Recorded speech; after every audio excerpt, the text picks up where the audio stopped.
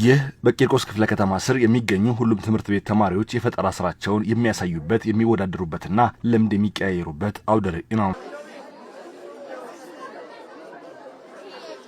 ሁለት ቀናት በሚቆየው በዚህ አውደ ርዕይ ላይ ተማሪዎች በአካባቢያቸው ባገኟቸው ቁሳቁሶች የሰሯቸውን የፈጠራ ውጤቶች አቅርበዋል።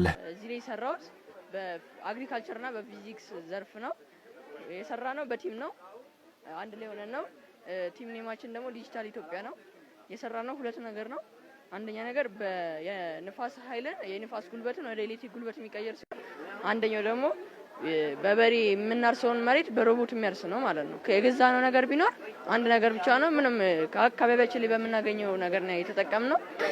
የሰራሁት የፈጠራ ስራ በፊዚክስ ትምህርትም ቢሆንም ታሳቢ የተደረገ ለአዛውንት ለህፃናትና ለአካል ጉዳተኞች ታሳቢ ተደርጎ የተሰራ ነውና ይህን ደግሞ የተለያዩ የትራፊክ አደጋዎችን ለመቀነስ ነው የተሰራ።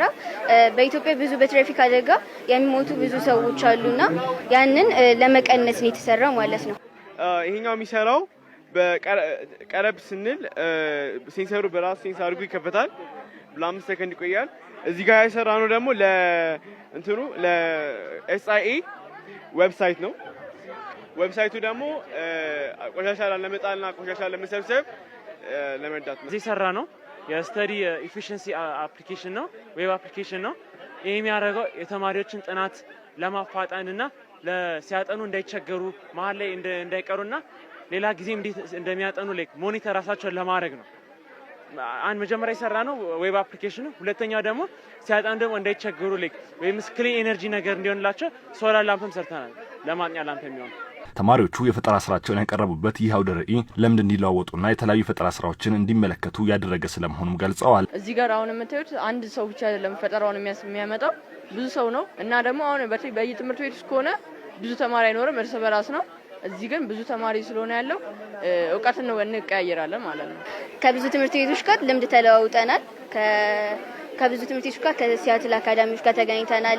ከብዙ ትምህርት ቤቶች ጋር ተገናኝተን እንደዚህ አይነት ውድድር አከናውነናል። በትምህርት ቤታችን የተለያዩ ስልጠናዎችን ወስደናል እና ብዙ ቦታዎች ተሳትፈናልኛ ማለት ነው። ተማሪዎች ከታችኛው የትምህርት እርከን ጀምሮ ለቴክኖሎጂ ያላቸው ዝንባሌ ከፍ እንዲል እየሰሩ መሆናቸውን የገለጹት የክፍለ ከተማ ዋና ስራ አስፈጻሚ ዶክተር አዲሱ ሻንቆ ናቸው።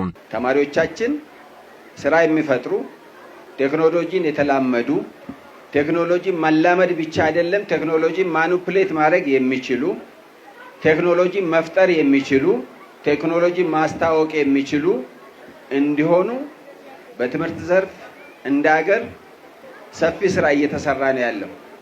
እንደ ክፍለ ከተማም የትምህርቱን ሴክተር ለመደገፍ ትምህርት ቤቶች ምቹ ሆኑ ለማድረግ በስልጠና በእውቀት በግንዛቤ ትምህርት ቤቶቻችን በግብአት የተሟሉ እንዲሆን ለማድረግ ሰፊ ጥረት እያደረግን ያለ ነው። በአውደ ርዕዩ ላይ 240 የፈጠራ ስራ በተማሪዎች የቀረበ ሲሆን የፈጠራ ስራ ውድድሮች በተማሪዎች መካከል እንደሚካሄድም ተነግሯል።